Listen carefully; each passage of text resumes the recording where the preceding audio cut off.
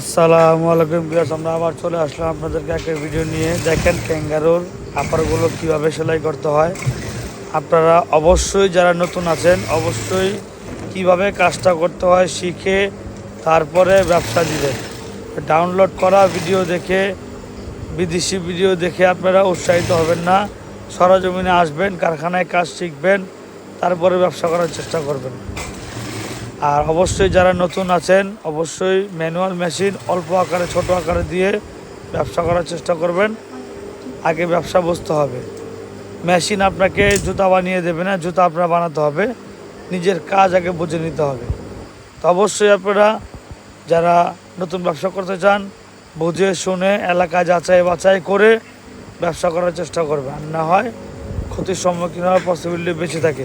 এই জন্য আপনারা দেখে শুনে বুঝে ব্যবসা করার চেষ্টা করবেন। এটা ভালো থাকেন, সুস্থ থাকেন। আসসালামু আলাইকুম।